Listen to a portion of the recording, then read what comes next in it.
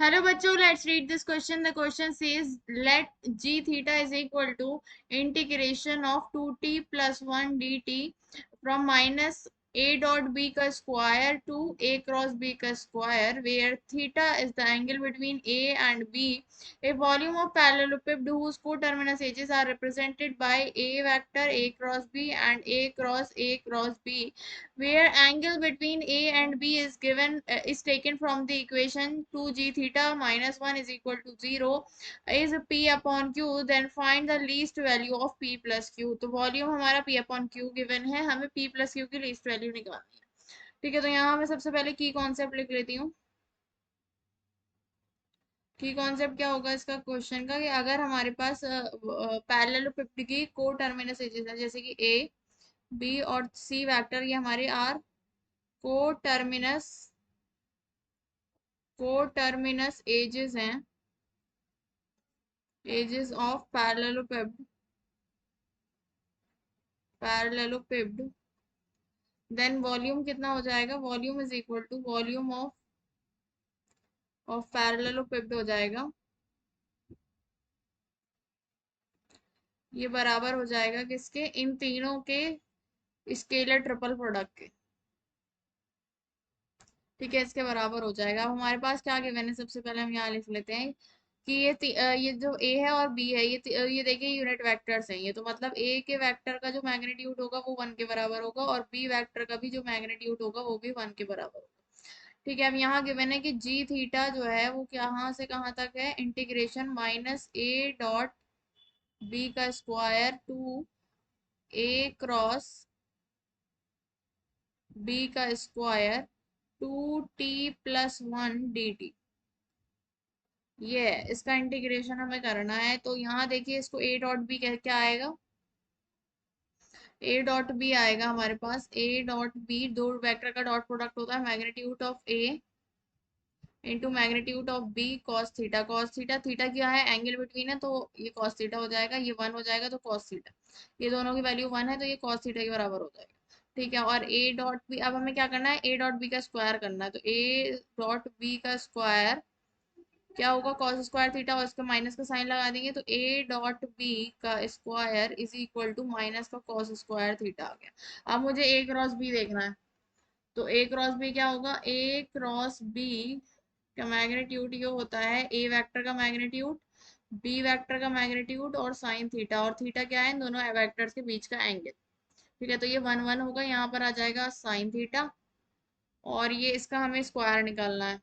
ठीक है, तो ये कितना हो जाएगा, इसका स्क्वायर ए क्रॉस बी वेक्टर का स्क्वायर हो जाएगा, दोनों तरफ स्क्वायर कर देंगे, साइन स्क्वायर थीटा हो जाएगा। ठीक है, तो अब हम इसका इंटीग्रेशन करते हैं, क्या जो है G theta is equal to minus का ए डॉट बी का स्क्वायर, तो ये किस बराबर, माइनस कॉस स्क्वायर थीटा से साइन स्क्वायर थीटा तक, क्योंकि ए क्रॉस बी का स्क्वायर की वैल्यू साइन स्क्वायर थीटा, तो ये आ जाएगा, और यहाँ पर है 2t+1 dt। ओके, अब यहाँ पर मैं एक इंटीग्रेशन क्या होता है, जैसे कि अगर मुझे इंटीग्रेशन करना है एक्स डी एक्स का, एक्स की पावर एन डी एक्स का, तो इसका इंटीग्रेशन होता है एक्स की पावर n+1 अपॉन n+1, और जब कोई जैसे कि कोई लिमिट है a1 से a2, कोई हमारी दे रखी है x1 से x2। ठीक है, तो यहाँ पर आ जाएगा ये x1 से x2, तो इसकी लिमिट रख के x2 वाली limit x2 n+1 upon n+1 minus x1 की power n+1 upon n+1, limit ऐसे रखते हैं। ठीक है, तो यहाँ मैं इसका वो करूंगी इंटीग्रेशन, तो ये कितना हो जाएगा, ये हमारे पास आ जाएगा 2t, टी का क्या होगा, टी की पावर 1 है तो टी की पावर 1+1 मतलब टी स्क्वायर, तो 2t² और 1+1 2 प्लस टी, और ये आएगा माइनस कॉस स्क्वायर थीटा से cos square sine square theta तक। ठीक है, इसको हम पुट करेंगे तो ये आ जाएगा 2 से 2 कैंसिल हो जाएगा, और यहाँ आ जाएगा साइन की power 4 theta plus sin square theta minus minus का कॉस स्क्वायर थीटा का स्क्वायर और प्लस माइनस का टी में कॉस स्क्वायर थीटा। ठीक है, ये आ गया हमारे पास। अब हमें क्या करना है, जी थीटा हमारे पास कितना आ गया, G theta is equal to sin 4 theta plus sin square theta minus cos की पावर 4 थीटा और plus cos square theta minus cos square theta, minus minus plus हो जाएगा, प्लस कॉस स्क्वायर थीटा। अब sin square theta plus cos square theta ये 1 के बराबर होता है, तो यहाँ मैं लिख लेती हूँ, ये आ गया साइन की पावर 4 थीटा माइनस कॉस की power 4 theta sine square theta plus cos square theta 1 के बराबर, तो ये 1 आ गया। तो जी थीटा इज इक्वल्स टू मैं इसको ऐसे लिख लूँ, साइन स्क्वायर थीटा का स्क्वायर और माइनस कॉस स्क्वायर थीटा का स्क्वायर प्लस 1। तो यहाँ हमारे पास एक वो बन जाएगा ए स्क्वायर माइनस बी स्क्वायर, तो ये हो जाएगा ए प्लस बी और A minus sine square theta minus cos square theta plus 1। तो ये आ गया 1 के बराबर, और ये cos square theta minus sine square theta जो है, cos square theta minus sine square theta ये बराबर होता है कॉस 2 थीटा के। ठीक है, तो ये हमारे पास आ जाएगा माइनस का कॉस 2 थीटा प्लस 1। तो जी थीटा की वैल्यू हमारे पास आ गई है कितनी, 1 माइनस कॉस 2 थीटा।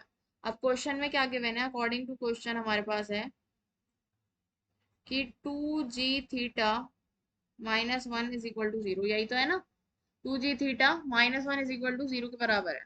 तो यहाँ मैं रख देती हूँ, तो 2g थीटा हो जाएगा 2 minus 2 cos 2 theta minus 1 is equal to 0, और ये 1 minus 2 cos 2 theta is equal to 0। Cos 2 theta को मैं इधर लेकर आऊँ, तो ये हो जाएगा 2 cos 2 theta is equal to 1, और कॉस 2 थीटा की वैल्यू आ जाएगी इज इक्वल टू 1/2। तो थीटा की कॉस की वैल्यू 1/2 कहाँ कहाँ पर होती है, कॉस की वैल्यू होती है कॉस 30 पर, 1/2 कॉस 60 पर, सॉरी कॉस 60 पर होती है 1/2। और यहाँ पर एक और होता है जब कॉस 360 माइनस 60 भी हमारा कॉस 60 के बराबर होता है। ये आइडेंटिटी होती है कि cos 2 pi minus theta is equal to cos theta के बराबर होता है। ठीक है, तो यहाँ से ये इसके बराबर हो जाएगा, तो ये हो जाएगा कॉस 300 की वैल्यू भी हमारे पास कॉस 60 के बराबर होती है।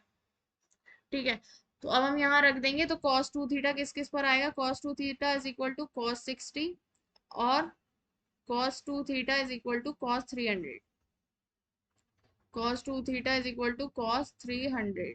तो ये आ जाएगा हमारे पास, यहाँ से 2 थीटा इज इक्वल टू 60 और यहाँ से आएगा 2 थीटा इज इक्वल टू 300, तो थीटा इज इक्वल टू 30 और इधर से आएगा theta is equal to 150 degree. Okay, तो अब हम क्या करते हैं, अब हम वॉल्यूम ऑफ पैरेललोपिड निकालते हैं, तो पहले हम उसकी कोटर्मिनस एजेस लिख लेते हैं। तो यहाँ पर हमारे पास लेट में मान लेती हूँ कि को टर्मिनस एजेस तो गिवन है, तो उसको मैं मान लेती हूँ यू वेक्टर हमारे पास ए के बराबर है और बी वेक्टर हमारे पास ए क्रॉस बी के बराबर है और डब्ल्यू वेक्टर हमारे पास ए क्रॉस बी के बराबर है। ये हमारी को टर्मिनस एजेस गिवन है क्वेश्चन में, ए ए क्रॉस बी और ए क्रॉस बी, तो मैंने इनको मान लिया कि ये यू वी डब्ल्यू वैक्टर्स के बराबर है। ठीक है, तो मैं अगर डब्ल्यू वेक्टर यहाँ पर देखिए ट्रिपल प्रोडक्ट हो रहा है, वेक्टर ट्रिपल प्रोडक्ट, तो वेक्टर ट्रिपल प्रोडक्ट क्या होता है, कैसे करते हैं वेक्टर ट्रिपल प्रोडक्ट, कि जैसे कि अगर A cross B cross C है, ठीक है, तो ये बराबर होगा A dot C into vector B minus A dot B into vector C.